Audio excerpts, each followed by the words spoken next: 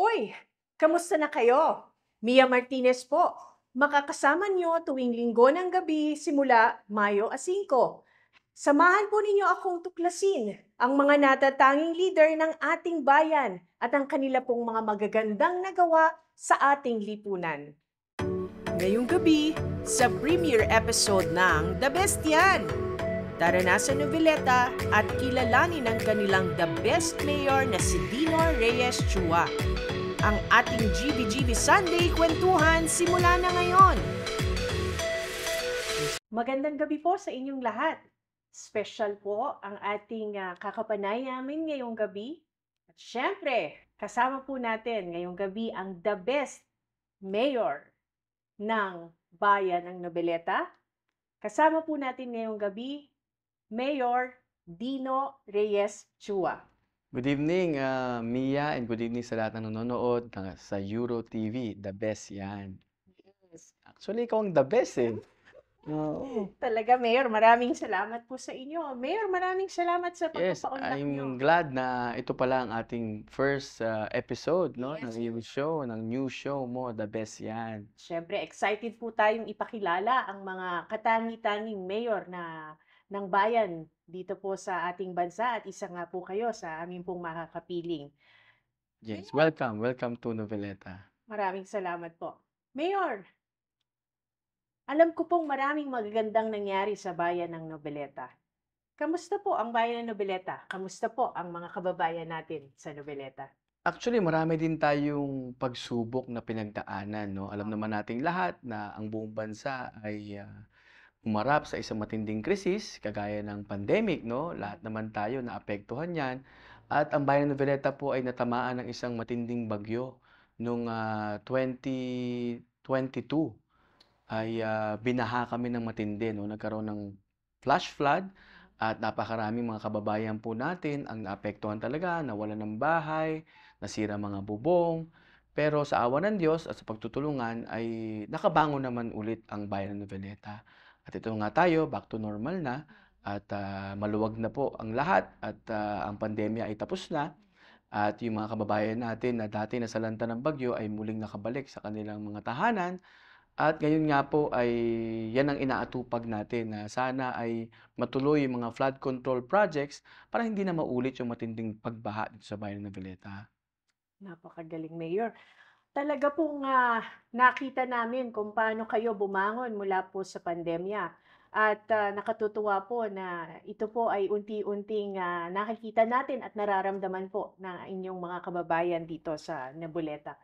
Kamusta naman po ang business environment sa bayan po ng Noveleta, Mayor? Ang bayan po ng Noveleta ay lagi namin sinasabi na we're open for business, no? Wini-welcome nating lahat ng mga negosyante, mga establishments na gusto magbukas dito sa ating bayan kasi yan pong susi para sa kaunlaran. Kailangan magkaroon ng maraming trabaho ang mga kababayan natin nang sa ganun umasenso rin sila. Lagi ko pong sinasabi na yung ating slogan na Unlad Noveleta, maunlad na bayan na may maunlad na mamamayan. Ibig sabihin, hindi lang po bayan natin ang dapat umunlad o umasenso, kundi maramdaman yan mismo ng ating mga kababayan. Gusto kong makita na meron tayong maunlad na mamamayan. Kaya inuna ko po talaga ang pagbibigay ng maraming trabaho. Hindi niyo po na itatanong, Ma'am Mia, na dito po sa bayan ng Noveleta ay meron kaming monthly job fair. Sa ibang lugar po, nababalitaan natin na magkakaroon lang sila ng job fair pag may mga okasyon, ganyan. Tayo, every month, ginawa ko pong institutionalize siya na talagang monthly, every first Friday, meron silang pupuntahan na mahahanapan ng trabaho. At diyan nga po sa ating plaza ng Noveleta, nagkakaroon po tayo ng job fair every first Friday. So, inibitahan natin yung malalaking establishmento like SM, Pure Gold, McDo, Jollibee, at yung mga industrial zones na malapit po sa atin, mga PEZA zones natin, ay nagdadala sila ng mga companies para mag-hire ng mga taga Noveleta. So, sabi ko nga sa mga kababayan natin, sa kayo makakakita, hindi na kayo mamamasahe pa, lalayo pa. Dito na lang mismo sa ating bayan, makakahanap kayo ng trabaho. At dito sa Noveleta, trabaho ang naghahanap sa inyo. Kaya marami tayong nabigyan ng trabaho, mga call centers. Dinadala po natin sila dito, nagbibigay tayo ng free training para sa mga taga Noveleta. Alam mo, marami kasi mga BPOs na naghahanap talaga ng mga magtatrabaho sa kanila. Pero mahiyain kasi minsan yung mga kababayan natin eh. naku, hindi ako marunong mag-English, paano ako Hmm. papasok sa call center? So, pinapaliwanag natin na i-try niyo lang, 'di ba? The first step para ikaw yung umasenso kailangan yung i-try mo, willing ka to try something new, 'di ba? So, yung mga kababayan natin binibigyan ko sila ng 1 week training muna, free po 'yun. Free po? Oo, tinuturuan sila papaano sumagot sa interview, papaano mga tamang ano natin, sagot sa mga, mag-a-assess sa kanila. So, ihahatid ko pa 'yan, meron tayong libreng hatid sa mga call center diyan malapit sa Mall of Asia, Din ng mga merong mga call center sa Alabang, inihahatid po namin. May mga van akong hina-hire, ihahatid sila ng libre, pinapakain ko pa 'yan. Libre din ang lunch para wala ng dahilan para, "Naku Mayor, wala kaming pamasahe." Alam mo na-experience namin 'yan, Miss Mia, pagka may job fair kami, natanggap na sa trabaho 'no, pupunta na lang dun sa company para mag-sign. Hindi wow! pa makakapunta kasi Oo, walang pamasahe, walang oo. pangkain, walang pang-requirement. Mm. So, sinasagot ko ng lahat 'yan para wala na silang rason para hindi matuloy yung kanilang pagtatrabaho. Pero after a year nakikita ko sila ulit, "Oh, kamusta ka na?" Nagugulat ako na ibang-iba na yung buhay nila na dati, meron nga nagfi-fishball, o meron kaming isang kaibigan na nakikita ko 'pag papaliga ako ng basketball nagtitinda ng kwek-kwek, fishball, babae siya 'no, 21 years old. Sabi ko, "Di ka na nag-aaral?" Hindi na raw, high school graduate lang daw siya. "Bakit ganyan lang ang gusto mong trabaho? Ito lang po yung kaya ko, eh." Sabi ko, "Mag-call center ka." "Naku, hindi naman ako marunong mag-English." "Hindi, tuturuan kita." Nagpa-training po siya, libre. And then nagulat ako nung nakita ko siya after a year. Dumalaw sa opisina ko, todo lipstick, todo makeup, naka-high heels pa. Sabi ko, "Sino 'tong babaeng 'to?" Makati girl na raw siya. O sabi niya, "Ako po si Kwek-Kwek girl. Ako rin nagtitinda ng kwek-kwek dati, ngayon Makati girl na ako." Nakakatuwa naman 'no, na nag-iiba talaga 360 degrees yung buhay nila dahil sa mga programa po natin. Merong mga sidecar driver na gano'n din 'no, ipinasok ko ng trabaho. Ngayon, medyo nakaangat-angat sa buhay 'no at, yung mga anak daw niya, nakakapag-aral ng college at yung kanyang asawa, binalik din niya sa school. Maraming mga nagbago ng buhay dahil nag-avail sila ng programa natin. Yun naman talaga yung mission natin, na hindi lang tayo makapagbigay ng panandaliang tulong sa kanila, 'di ba, yung mga dole outs tinatawag natin, kundi magbago talaga yung buhay ng mga kababayan natin dahil sa mga programang ibinibigay natin. Nakakatuwa, Mayor, kasi kakaiba yung vision mo para sa mga kababayan mo. Tama ka, hindi pang short term lang yung iniisip mo. Yes. Kasi nakakatuwa na magkakaroon sila ng trabaho, makakatulong sila sa pamilya Yes, nila. it's a domino effect, eh. 'Pag may Yes. trabaho na yung isang tao, I'm sure yung anak nila makakapag-aral ng maayos, 'di ba? And then 'pag naka-graduate ang anak nila, sila magpapaaral sa mga kapatid, magtatrabaho na rin. Domino effect 'yan, eh. Talagang ano 'yan, it's a long-term goal natin na mapaunlad hindi lang yung bayan natin kundi mapaunlad din yung taong bayan. So 'pag maraming may trabaho sa lugar mo, mapapansin mo 'yan, marami ring gustong mag-open ng business. Totoo po. Kasi may spending power yung mga tao. So, hindi naman po sa pagmamayabang, ang Noveleta is the smallest town in the whole province of Cavite. Pero maniniwala ka ba na dalawa ang pure gold namin? Wow! Dalawa ang aming Jollibee in our small town. Meron kaming SM Save More, tatlo ang 7-Eleven, we have 10 Alphamarts. So, ibig sabihin maraming gustong mag-business sa aming lugar because ang mga tao dito may spending power. Kasi ikaw, negosyante ka, hindi ka magtatayo ng establishment sa isang lugar na malulugi ka. Maraming studies 'yan, 'di ba? May feasibility studies at nakikita nila sa Noveleta, kikita sila kasi nga may panggastos ang tao dahil marami ng may trabaho. Libo na po ang nabigyan natin ng trabaho sa ating job fair program, sa ating libreng trainings program, so pagtuturo ng mga livelihood sa mga kababayan natin at nagbibigay tayo ng pag-asa sa kanila na hindi ka dapat mag-isip na hanggang diyan ka lang. May mas maraming opportunities na dapat nilang i-grab kasi binibigyan natin sila ng chance out ng opportunity. Sabi nga po nila, 'di ba, bakit maraming mga tao na ang tagal, ang bagal ng pag-asenso sa buhay. Kasi ang kulang po opportunity, eh. Naniniwala ako na maraming mga Pilipino masisipag, willing naman sila to do everything para umasenso, pero wala talagang opportunity na lumalapit sa kanila, eh. So 'yan ang dapat nating ibigay sa kanila, opportunities. Sa pagbabalik ng The Best Yan! Nakalagay po dito na naging Most outstanding mayor kayo ng Philippines by Asia Leaders noong 2020. Alamin naman natin ang iba't ibang programa at proyekto ni Mayor Dino para sa Noveleta. Walang bibitaw!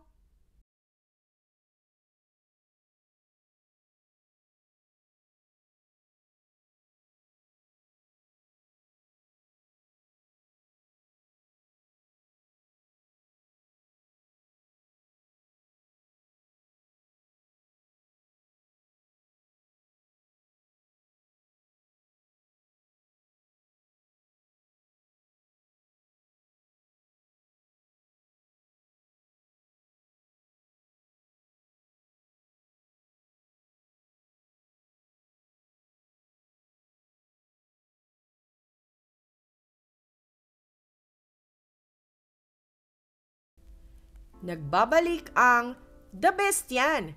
Kasama pa rin sa noveleta, Mayor Dino Chua. Tunay na nakakahanga ang mga achievements ni Mayor Dino Chua.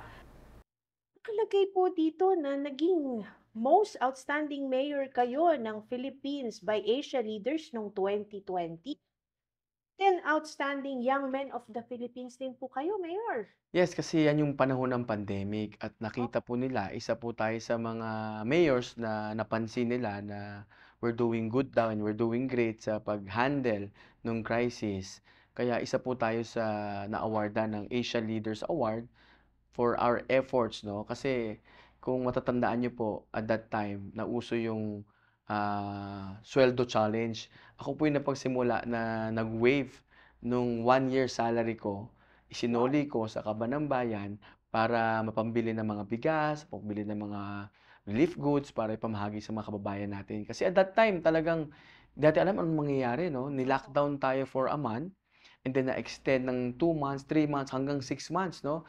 Eh, yung pondo po natin depleted na kasi bigay tayo ng bigay ng relief. Kung maalala po ninyo, weekly nagbibigay tayo ng relief. And then yung ika-third month na, lahat ng mga munisipyo na maliliit, kagaya po natin, depleted na yung calamity fund. So, di namin alam paano itutuloy yung pagbibigay ng pagkain sa mga tao kasi lahat po ng mga kababayan natin walang trabaho. Sarado mga company, sarado mga offices, no? And ginawa ko yung 1 year salary ko, isinoli ko, sabi ko yan ang ibili ninyo ng mga relief goods, bigas, delata, pagkain. So tuloy-tuloy po yung aming pamimigay ng mga relief goods sa lahat ng bahay-bahay, no? Per barangay. So, nauso yon yung hashtag na 1 year salary challenge. Yes, so nakakatuwa na nag-viral po yan, feature tayo sa iba't ibang mga sites, no? And iba't ibang TV stations. So, may gumaya sa Mindanao, may gumayang bayan sa Visayas. So, yan po, no? At diyan po nagsimula yung 1 year sweldo challenge na pinauso po natin na i-waive nyo yung mga sweldo ninyo para may makain ng mga kababayan ninyo. So yan po isa sa mga dahilan kung bakit tayo na-awardan ng Most Outstanding Mayor noong 2020 ng Asia Leaders Awards. At siyempre yung mga pagbibigay natin ng mga libreng bakuna, no, nauna rin tayo sa pag-roll out ng vaccinations nung panahon po ng pandemic. Yeah, so grabe pag naalala ko napakahirap talaga ng pinagdaanan natin. So sana hindi na maulit yung ganyan, no. And then ito namang TOYM Awards na binibigay po ng JCI Philippines, 10 Outstanding Young Men of the Philippines. Every year po 'yan, no, binibigyan nila sa 10 natatanging mga young men kasi mga age 40 and below. So at that time, 40 years old pa lang ako, eksakto. So pahabol nakasama tayo sa 10 Outstanding Young Men Awards in terms of tourism naman.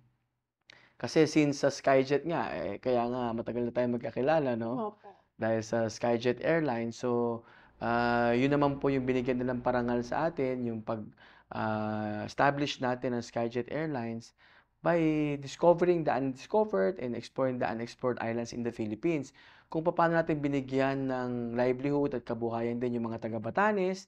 Kung maalala mo, Mia, ang Batanes noon, wala naman talagang biyahe dyan eh. Opo. Sabi nila, pag na-stranded ka raw dyan, 1 month bago ka makauwi ulit. Kasi ang barko dyan, every month, once a month lang pumupunta ng Batanes. Pero ang ginawa ng Skyjet noon ay direct flight every day, 'di ba? Daily flight tayo. So nag-boom ang tourism. Kaya yung mga taga Batanes dati, ang dream daw nila, once they finish high school, gusto nila makapunta ng Manila para magtrabaho dito as waitress o kung ano mang trabaho na puwede nilang pasukan. But now, dahil sa turismo, baliktad na, umuuwi na yung mga taga Batanes do'n sa kanilang province para magkaroon ng sarili nilang business o negosyo. Kasi talagang nag-boom yung business in Batanes nung nagsimula ang flights ng Skyjet diyan. Dumami ang hotel, dumami ang restaurants. Same with Siargao, 'no? O andiyan ka nung sinimulan natin ang first ever direct flight to Siargao. Dati mahirap puntahan ng Siargao, alam mo naman 'yan, you have to pass by Cebu and then fly again from Cebu to Siargao or fly Manila to Surigao and then magfe-ferry boat ka ng 2 to 3 hours to Siargao Island. Napakahirap puntahan. Pero nag-launch tayo ng direct flight to Siargao, daily flight. Grabe, biglang sumikat, no? Naging ano tayo, naging dream destination ni Siargao. Dumaming resort, dumaming mga hotel. So ngayon, makikita mo, 'di ba? Isa na sa pinupuntahan talaga sa buong Asia, naging surfing capital na ang Siargao. So 'yan yung napansin po nila kung bakit binigyan tayo ng award din na 'yan dahil sa mga efforts na ginawa ng Skyjet para baguhin o maging game changer tayo sa larangan ng tourism. Para po sa mga manonood natin ano, si Mayor, Dino Chua po ay dati kong nakasama. Dati rin po ako sa airline at nakita ko Yes. po kung ano po yung dedikasyon niya para po mapaunlad talaga yung turismo ng Pilipinas. Yes, At, yung mga unexplored po na mga isla at mga destination talagang binuhat yeah, po like namin yan. Camiguin, 'di ba? We Ni also had our Chua. direct flight to Camiguin Island. So marami kasi tayong isla dito sa Pilipinas na napakaganda, pero ang problema, ang hirap ma-reach, 'di ba? Yung transportation talaga is a problem. Kaya kailangan talaga natin magkaroon ng transportation service para madaling mapuntahan ng mga turista. Mhm. Mayor, dahil alam namin na the best ka talaga. Mhm. Nakakuha rin po kayo ng Seal of Good Local Governance mula po sa DILG at ito Yes, po yeah. ang highest awards na Yeah, na binibigay ng DILG at napakahirap pong kunin 'yan, ha. Kasi ang SGLG or yung Seal of Good Local Governance Award ay binibigay ng DILG, pero ang daming pagdadaanan. Kailangan maipasa mo ang lahat ng categories and departments like environment, 'di ba, yung inyong basura, yung inyong pag-handle ng cleanliness sa bawat barangay, chine-check nila 'yan kung pasado ka diyan. At health, yung health programs mo kailangan maipasa mo rin lahat. Economic, 'di ba, yung mga businesses, yung ease of doing business sa pagbibigay ng mga permits, ang dami. Tapos yung agriculture, yung tourism, lahat po ng departments kailangan maipasa mo bago mo makukuha yang Seal of Good Local Governance Award. So, first time po, nabigyan po ang Bayan ng Villeta niyan and we're very proud na dahil sa pagkakaisa 'no, nagkakatulungan ang lahat ng department heads, lahat ng, miyembro ng Sangguniang Bayan dito sa Bayan ng Villeta. Lahat ng barangay captains, barangay kagawad. So, nakamit po natin yung tagumpay na yan. Kaya sabi ko nga, yan ang pinaka-grado pinaka-grade na binibigay sa atin ng DILG kung naging magaling ba at maayos at effective ba ang pamamalakad ng isang leader. So, mahirap naman kung magbuhat tayo ng sariling bangko natin na, "Oh, magaling akong leader." Hindi tayo nagsasabi niyan, kundi DILG na mismo ang nagsasabi na, "The best yan kung ikaw ay may award ng SGLG." Kaya nakakatuwa po na nakamit po natin 'yan. para ma-inspire naman ang iba pa po nating mga kababayan lalo po sa inyong pinakitang liderato dito sa Noveleta. Ano pong leadership principles na na maibibigay niyo po sa amin bilang dati po kayong former CEO ng Skyjet Airlines at bilang mayor ng bayan ng Noveleta? Alam mo dapat talaga lagi nating isipin yung leadership by example 'no. Whatever kung business man 'yan, corporate 'yan, or public service, government, kailangan makita kasi ng mga tao sa baba na yung sinasabi mo, you really mean it, you mean well. Dapat makita nila yung leader nila, ginagawa talaga yung sinasabi niya. So leadership by example, kailangan ipakita natin kung ano yung tama, tama, 'di ba? 'Pag mali, mali talaga. So, patunayan natin sa mga kababayan natin na totoo yung mga binibitaw nating salita.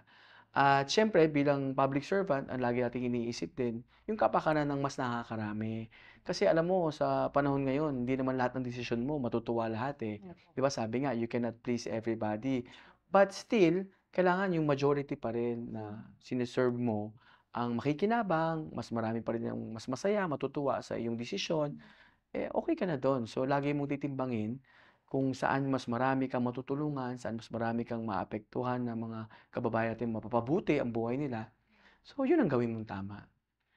Mayor, nakakatuwa. Ang dami mong nagawa talaga at nakaka-inspire yung mga ginawa mo sa bayan ng Noveleta. Sa dami ng achievements mo dito sa inyong bayan, may plano ka bang i-apply sa ISO ang bayan Oh ng yes, kasi Noveleta? when I was a provincial board member of the whole province, no, kami yung first time na nagpa-approve ng ISO sa Provincial Government of Cavite together with Governor John Vic Remulla. So Mhm. dalawa po yung na-ISO namin dyan, the Office of the Governor, which is headed by Governor John Vic Remulla, at yung Office of Sangguniang Panlalawigan, which is I am the majority floor leader at that time. So ako po yung nag-spearhead din sa department namin na magkaroon ng ISO. And siyempre dream din natin 'yan na dito sa buong Noveleta, sa ating LGU, ay magkaroon ng ganiyang, standards din 'no, yung ISO. Kasi mawawala na yung mga ano, mga red tape, mawawala na yung mga, alam mo yung mga nakasanayan nating mga lumang, tugtugin na o mga lumang, kultura na dapat na baguhin natin. So mawawala na lahat 'yan 'pag naka-ISO tayo.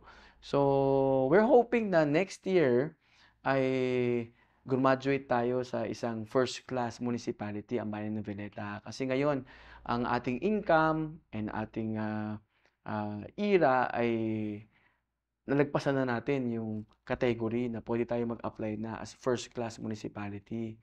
So hopefully next year mag-grant na po sa atin at isang achievement 'yan sa atin dahil, when I became mayor nasa third class po ang bayan ng Veleta.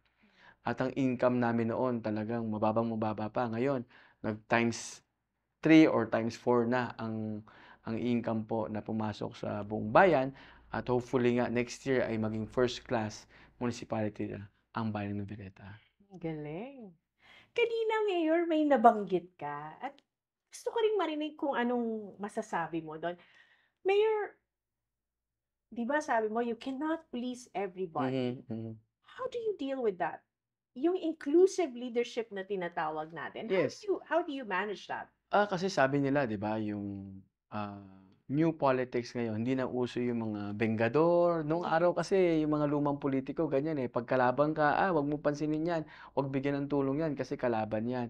Pero ang lagi ko sinasabi po 'pag tayo ay nanalo at hinalal ng taong bayan bilang leader nila or bilang mayor, kaya binoto ka o hindi, mayor ka ng isang bayan, dapat lahat sila anak mo na 'yan, wala ka dapat pinipili na, "Oh, hindi ako binoto nito, 'wag natin tulungan 'yan." So, hindi na po uso yung mga ganyang style ngayon. Dapat lalo natin ipakita sa kanila na, "Hindi kayo naniniwala sa akin noon, pero I will prove to you na karapat-dapat naman ako sa puwestong ito at ibibigay ko sa iyo ano yung dapat tulong na kailangan mo."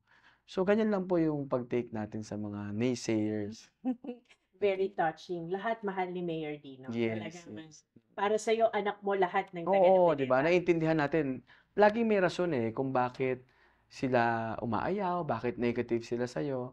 And then I'm sure na mata-touch mo rin 'yan, na maliliwanagan sila na na hindi pala gano'n yung perception nila sa isang leader o sa isang tao na negative yung tingin nila. So you just have to prove yourself.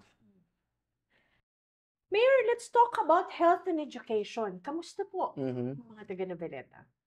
Pagdating sa edukasyon, ano kami diyan, priority din natin 'yan. In fact, isa sa mga priority projects ko ay dagdagan pa yung maraming classrooms 'no, at nagdagdag tayo ng mga ibang schools kasi marami po kaming mga kababayan, mga bata na nakatira sa coastal barangays malapit sa dagat at malayo po sila dun sa mga schools na available nung umupo akong first time as mayor. So, ang ginawa ko po nagpatayo tayo ng mga schools na malapit do'n sa tabing dagat para yung mga bata hindi na tatawid ng malayo, maglalakad, walang pamasahe. So, do'n na lang po sila, lalakad na lang ng kapiraso, kapitbahay lang nila yung kanilang school. Kasi alam mo, Mia, yung mga mahihirap talaga, problema nila yung pambaon, pamasahe ng mga anak nila. So, karamihan sa mga batang 'yan, dahil nga wala 'yan, 'di na lang mag-aaral. So, 'pag hindi nakapag-aral 'yan, hindi nakapagtapos 'yan, magiging problema ng komunidad 'yan balang araw.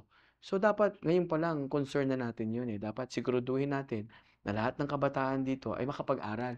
So, nagtayo po ako ng mga school sa tabing dagat.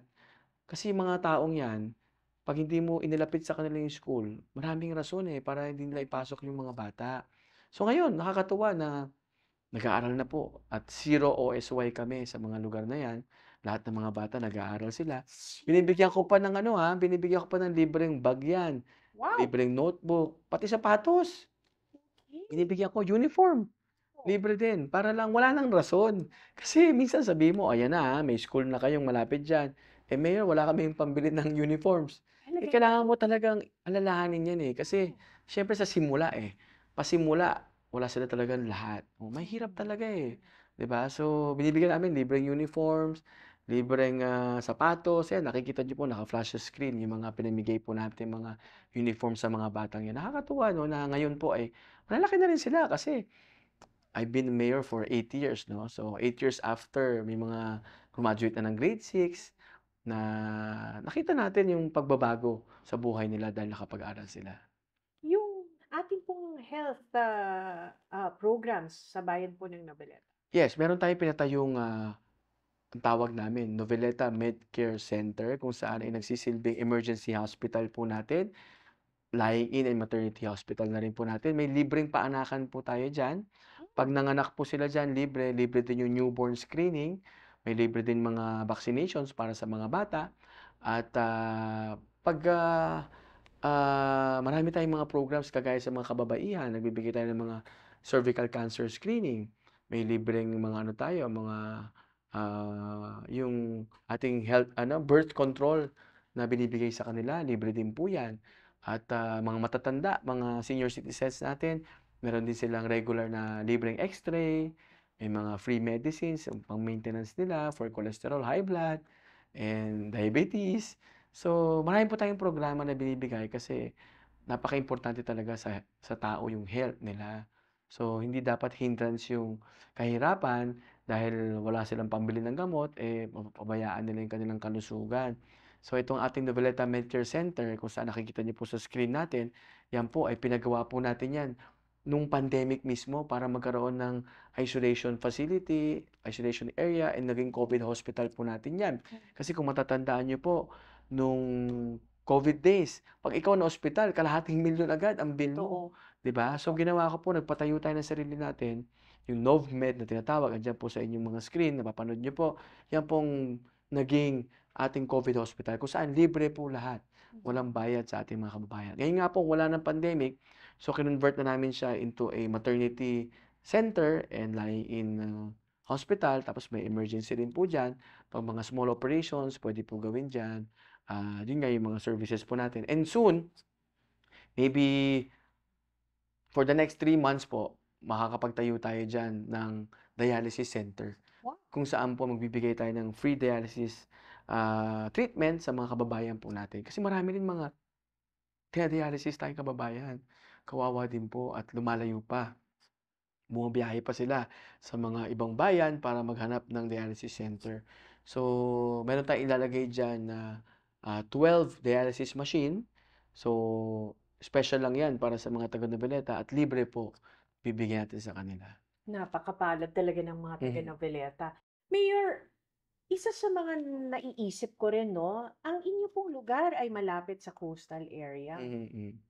How do you manage disaster in this area? Lalo't may mga Yeah, pagbagyo? yun nga ang problema kasi namin, we're the catch basin of the whole province 'no. So, kasi ang Noveleta, nasa parang mababang area tayo, Opo. mas malapit tayo sa dagat. So, 'pag nagsabay yung typhoon, nagsabay yung malakas na ulan from the upland area like Tagaytay, Maragondon, Silang, Cavite, bumababa yung tubig from their area sa atin. Sasabayan ng high tide 'no, Opo. kasi yung dagat, high tide. So, yung mga river natin dito, particularly yung Ilang-Ilang River, 'pag nag-overflow 'yan, dun nanggagaling yung flash flood. So, 'yun ang isa sa problema natin. Kaya nga po, in coordination with our Governor, John Vic Remulla, and our Congressman, Jolo Revilla, so nakipag-usap kami sa JICA, kung saan po ay, government of Japan ay magbibigay ng tulong sa atin, ng grant, para magtayo ng mga flood control projects at kasama na rin yung expertise nila 'no. Ito po ay inaprubahan din ni Pangulong BBM. Nagpapasalamat nga ako kay ating presidente, kahit maliit na bayan lang ng Noveleta 'no, andiyan makikita niyo sa screen natin nung kami ay binagyo unang-una si Presidente Bongbong Marcos dumalaw sa Noveleta.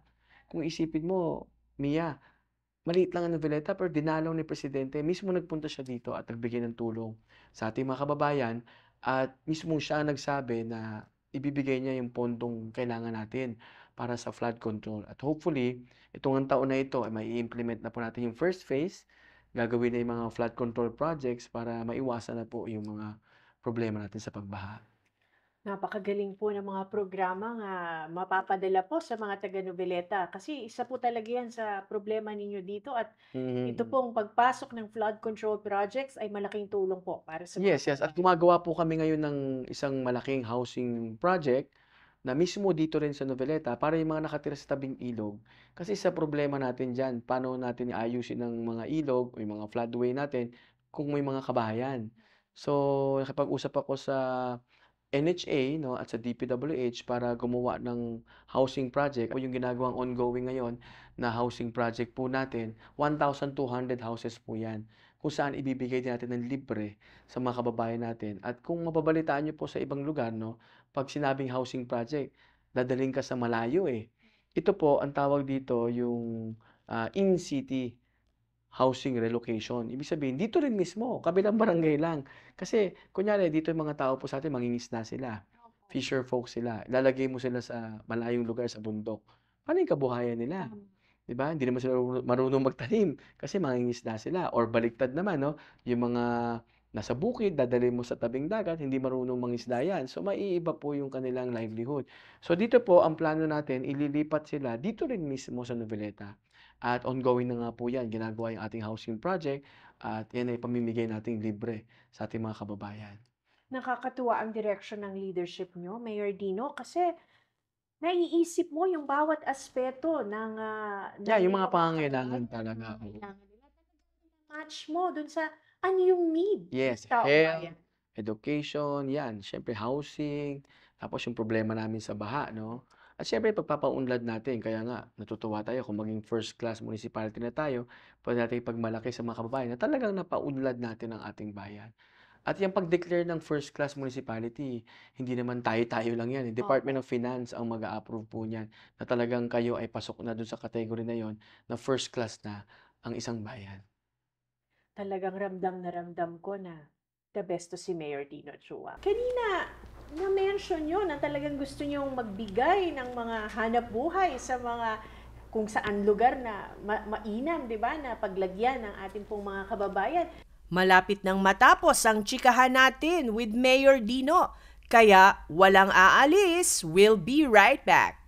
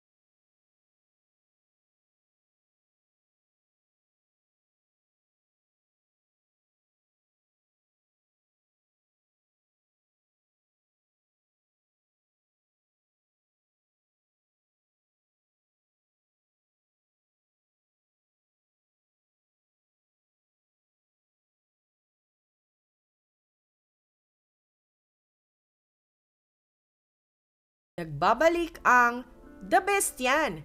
Kasama pa rin sa noveleta, Mayor Dino Chua. Kanina, na-mention nyo na talagang gusto nyong magbigay ng mga hanap buhay sa mga kung saan lugar na mainam, di ba, na paglagyan ng ating pong mga kababayan. Narinig ko po ang Daing Festival dito. Meron pala tayong Daing Festival dito sa Yes, oo. bayan. Inumpisahan po natin 'yan ng 5 years ago.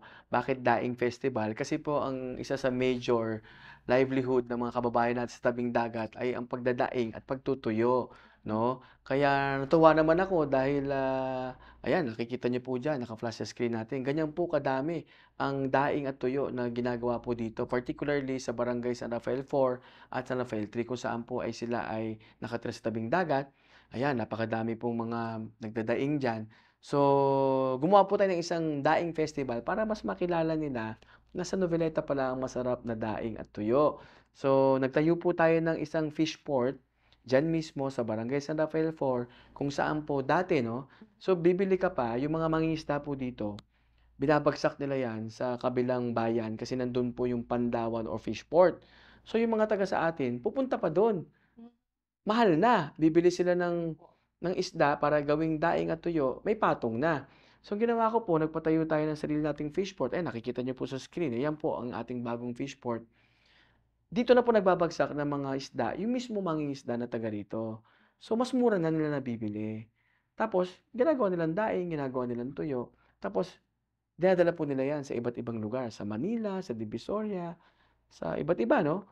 Nakakarating po ng Amerika pa 'yan, yung mga ano, mga tuyo na galing sa Noveleta, mga dilis, mga tuyo.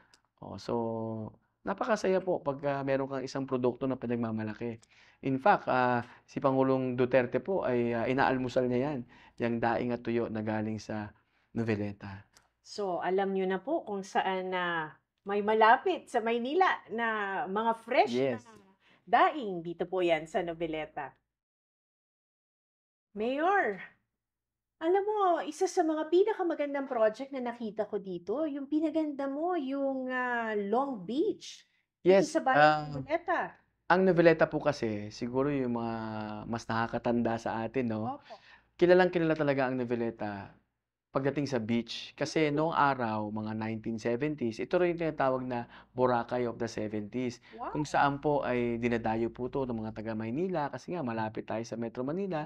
'Di pa naman uso ang Boracay no'n, 'di pa Mm. uso ang Palawan, 'no. So yung Lido Beach, kung matatandaan po ninyo at yung mga nanonood sa'tin na mga may edad na, yan po yung paborito nilang dayuhin noon from Manila, dumadayo sila sa Lido Beach. Ayan, nakikita niyo po sa screen yung picture ng old Lido Beach nung 1970s hanggang 1980s. Ayan po, yung Lido Beach po, sikat na sikat yan dati. Tapos ang katabi po niyan, Villamar Beach, and then yung Long Beach. Pero syempre sa tagal po ng panahon, yung Manila Bay, alam naman natin, polluted na, naging madumi, mga basura ng taga Maynila. Inaanod po dito sa amin So, napabayaan yung beach namin, naging madumi kaya unti-unti nawala po yung mga turista. So, naging mayor ako noong 2016, sinimulan ko po linisin 'yan. Sabi ko mag-effort tayo, maglinis tayo ng ating coastal areas para mabuhay ulit yung turismo. So, nag-top ako 'no, unang-una ko ngang sinama diyan yung mga candidates ng Mutya ng Pilipinas, mga Miss Earth candidates, dumating po sila dito para mag-spearhead ng ating coastal cleanup 'no. Tapos yung mga barangay officials, yung mga Navy, Coast Guards, yung iba't ibang mga ahensya ng gobyerno, tinutukahan po namin sila every week. May mga nakatoka po mga NGOs maglinis. Alam mo after 3 months, up to 6 months 'no, nagulat kami biglang gumanda yung ating coastal area at, bumalik yung dating ganda ng ating beach. Kung ano yung before and after, kung gaano kalaki po yung inayos at ginanda nung nilinis po natin yung beach 'yan. At ngayon po ay dinadayo ng muli ng mga kababayan natin mula sa iba't ibang lugar at nabuhay yung turismo sa aming bayan. Kasi dito sa Noveleta, the best talaga yung sunset, Oo, kaya maraming dumadayo rito para tingnan yung sunset natin. So, nagagamit po namin ngayon yung beach area na 'yan ay nagkakasal ako diyan, pagka February 14 yung aming, beach wedding, yung aming, libreng kasalan.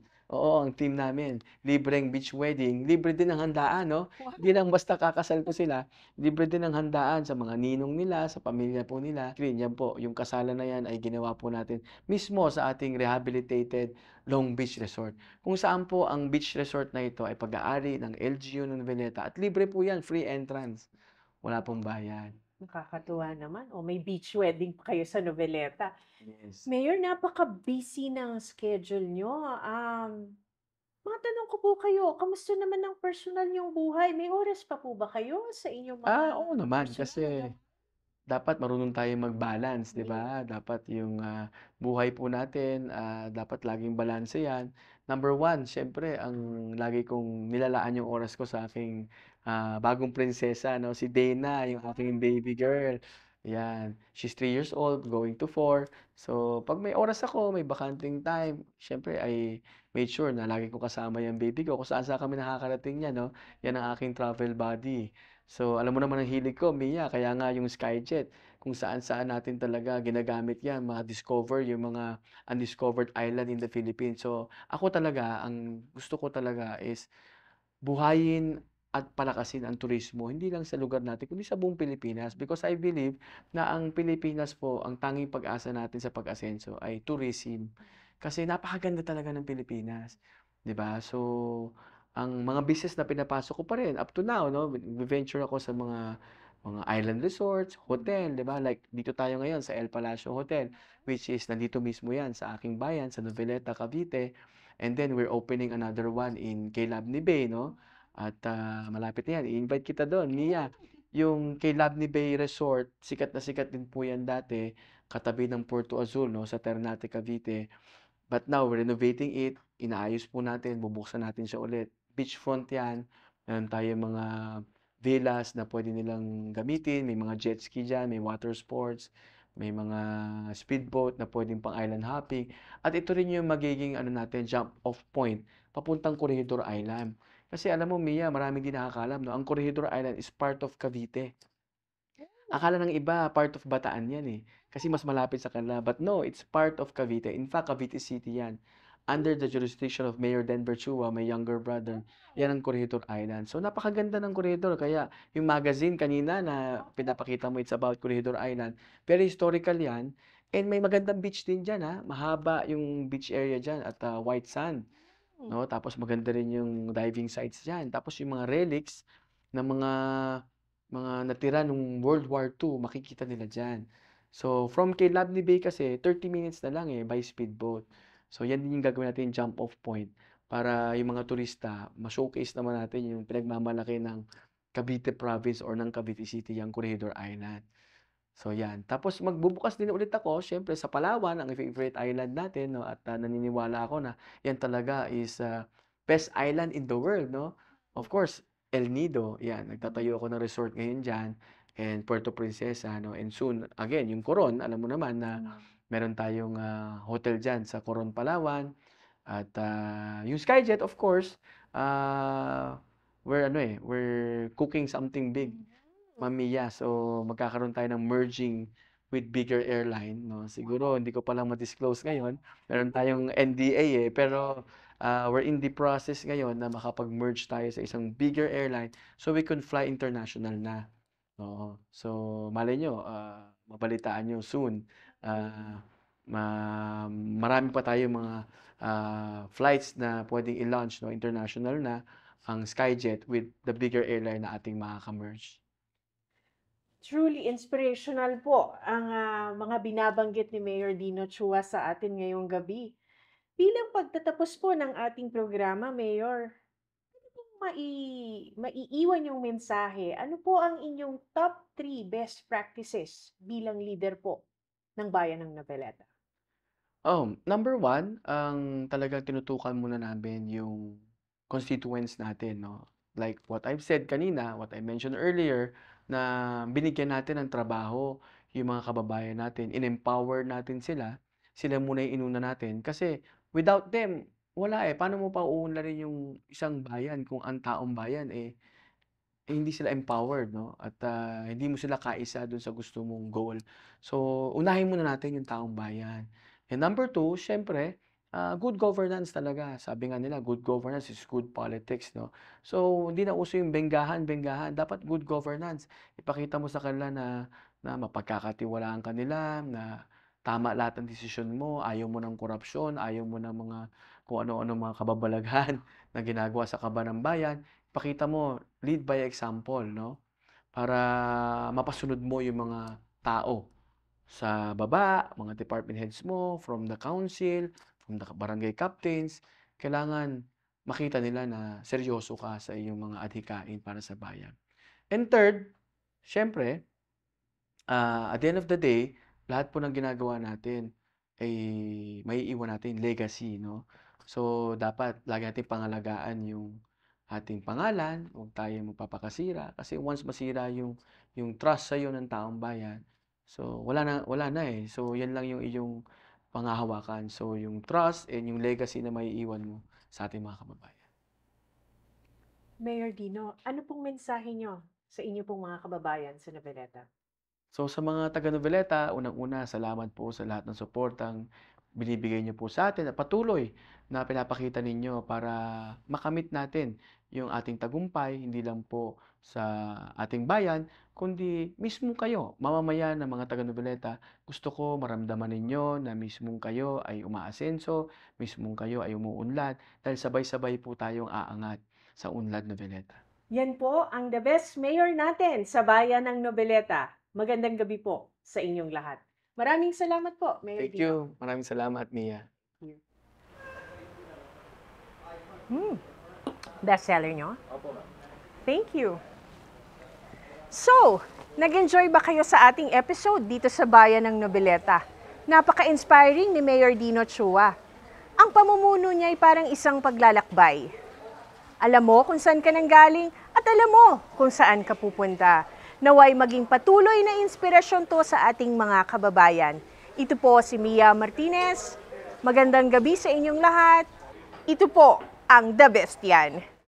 Sa susunod na linggo, mula Noveleta, Hulaan nyo kung nasan kami ngayon. pupunta naman tayo sa Pakil, Laguna.